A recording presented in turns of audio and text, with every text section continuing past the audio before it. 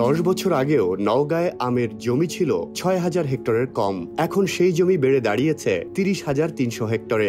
এক দশকে আম চাষ বদলে দিয়েছে নওগাঁর কৃষি মানচিত্র। পাল্টে গেছে মানুষের জীবিকা আর জীবনযাত্রা। সাফল্যের পাশাপাশি অবশ্য কৃষকরা হচ্ছে নতুন সমস্যার সম্মুখীন।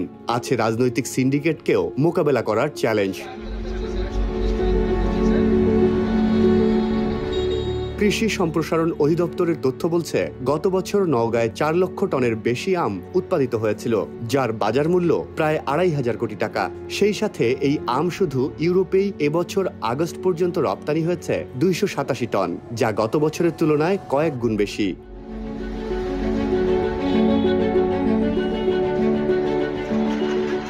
এই আম ঘিরেই নওগাঁর সাপাহার উপজেলার চারমাথায় গড়ে উঠেছে দেশের সবচেয়ে বড় আমের বাজার। প্রায় 50,000 মানুষ এই আমের ব্যবসার সাথে জড়িত।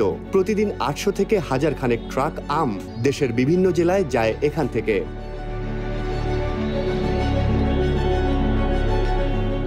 তবে 3,000 কোটি টাকার এই আমের বাজারে সময়ের সাথে পাল্লা দিয়ে বাড়ছে কৃষক ও স্থানীয় ব্যবসায়ীদের কপালের ভাঁজও। চিন্তা করতে হচ্ছে নানাবিধ সমস্যা মোকাবেলা নিয়ে।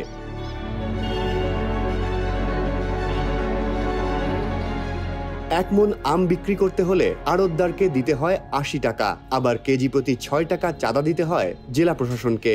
এই খরচ প্রতি বছরই বাড়ছে। বিষয়টি স্বীকার করেছে কৃষি বিভাগও। তার উপর নতুন করে দেখা দিয়েছে কীট পতঙ্গের আক্রমণ। থ্রিপস নামের পোকার কারণে 3 বছর ধরে সমস্যায় আছেন চাষিরা। সমস্যাটা হচ্ছে কীটনাশক সরবরাহের সমস্যা। গত বছর আমরা কীটনাশক পার বিঘাতে সর্বোচ্চ ব্যবহার করেছি 20 থেকে 25,000 টাকা। এবার আমরা 30 থেকে 35 থেকে 40,000 টাকা পর্যন্ত কীটনাশক ব্যবহার করেছি, কিন্তু আমাদের বাগানের আমের গুণগত মানের সর্বনিম্ন অবস্থা। তা আমরা ঊর্ধ্বতন দাম কেমন করে আশা করতে পারি? বর্তমান সময়ে বাণিজ্যিক আম চাষ করতে গিয়ে সবচেয়ে বড় বাধা হচ্ছে বিভিন্ন রোগ এবং পোকা। যেহেতু আলট্রা হাই ডেন্সিটি আমের বাগান হচ্ছে, এখানে বাগানগুলো খুব বেশি ঘন হয়ে যাচ্ছে। এই ঘন পরিবেশে যে কোনো রোগ এবং পোকার খুব দ্রুত আক্রমণ হয়। এই কারণে কৃষকরা ইদানিংকালে এই রোগ এবং পোকা দূর করতে কিছুটা হিমশিম খাচ্ছে। যদিও এই বাগানগুলোতে ব্যবস্থাপনার ক্ষেত্রে আমরা চেষ্টা করছি কৃষককে পরামর্শ দেওয়ার জন্য, তবে অনেকেই যেটা করছেন যে বিভিন্ন হয়তো ব্যবসায়ী যারা রয়েছেন, যারা বিভিন্ন বালানাশকের ব্যবসা করেন, তাদের কাছ থেকে পরামর্শ নিতে গিয়ে হয়তো বা জ্ঞানের অভাবের কারণে একটু ভুল কেমিক্যাল স্প্রে করে অনেক সময় বিভিন্ন রোগ এবং পোকাকে রেজিস্ট্যান্ট করে দিচ্ছে, যে কারণে কিছু কিছু রোগ পোকা সচরাচর যে কেমিক্যাল ব্যবহার করা হয় সেগুলো দিয়ে দূর করা সম্ভব হচ্ছে না।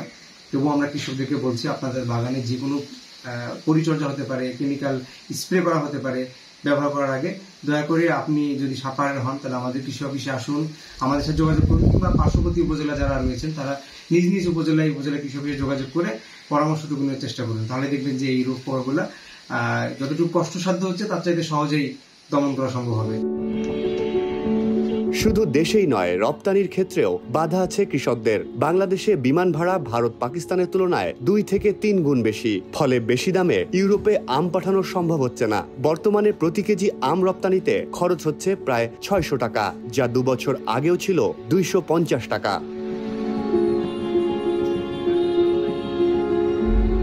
কৃষকরা বিশ্বাস করেন, যদি তরুণদের প্রশিক্ষণ, প্রযুক্তি আর নিরাপদ কৃষি চর্চার সার্টিফিকেট দেওয়া যায়, আম থেকে তৈরি dry mango, powder, pulp, jam, জেলির মতো পণ্য দিয়ে $1 বিলিয়ন বাজার দখল করতে পারবে বাংলাদেশ। এটা তো একটা পচনশীল পণ্য এবং আমের প্রায় আমরা দেখেছি যে শুরু থেকে শেষ পর্যন্ত প্রায় 30%-এর মতো কিন্তু নষ্ট হয়, ওয়েস্টেজ হয় বিভিন্ন স্টেজে। এগুলো যদি আমরা প্রক্রিয়াজাত করতে পারি, আমি গত বছর থাইল্যান্ডে একটা ট্রেনিং নিয়েছি প্রক্রিয়াজাতকরণের উপরেও, সেখানে দেখেছি যে এটার মার্কেট কিন্তু ভিয়েতনাম। তারা শুধু আমি রপ্তানি করে না, কিন্তু আমের একটা বড় অংশ প্রসেসিং করে বিদেশে রপ্তানি করে। ম্যাঙ্গো বার, আমের পাউডার, আমের জ্যাম, জেলি, আচার, সেটা হাজার হাজার কোটি টাকার মার্কেট রেডি আছে বিশ্বে। সরকার যদি এটা কৃষকদের বা উদ্যোক্তাদের, ছোটো ছোটো উদ্যোক্তাদের ট্রেনিং দেয়, থাইল্যান্ডের মতো করে ট্রেনিং দেবে, মেশিনারিজ দেবে, প্রযুক্তি দেবে, প্যাকেজিং দেবে, সার্টিফিকেশন লাগবে এক্সপোর্টের জন্য, সেই সার্টিফিকেশনের ব্যবস্থা করে দেবে।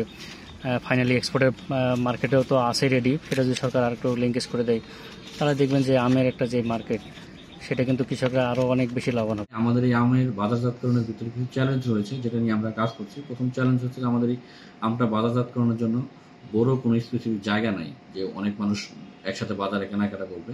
তো এটা সমাধান করার জন্য আমরা জেলা প্রশাসনকে জানিয়েছি, আমরা সরকারের ঊর্ধ্বতন কর্তৃপক্ষকে জানিয়েছি যে আমরা আশা করি এটা আমরা একটা সমাধান করতে পারবো। 10,000 মেট্রিক টনের একটা গোডাউন টাইপের মানে সরকারিভাবে যদি করা যেত এবং আমাদের যদি একটা কয়েকটা কুলিং ভ্যান দেওয়া যেত, এবং এই আমের সিজনে শুধুমাত্র এই আমের মৌসুমটায় যদি রাজশাহীতে একটা কার্গো বিমান 2 দিন পর হোক 3 দিন পর হোক যে শুধুমাত্র আমগুলা নিয়ে ইউরোপের বাজারে যাবে, তাহলে কিন্তু রাজশাহী, চাঁপাইনবাবগঞ্জ এবং এই আমাদের নওগাঁ, সাপাহার এই পুরো অঞ্চলটাই কিন্তু কাভার করবে। তো এরকম একটা জিনিস বিষয় আমরা সরকারের ডিসি স্যারের মাধ্যমে সরকারেরকে আমরা জানিয়েছি।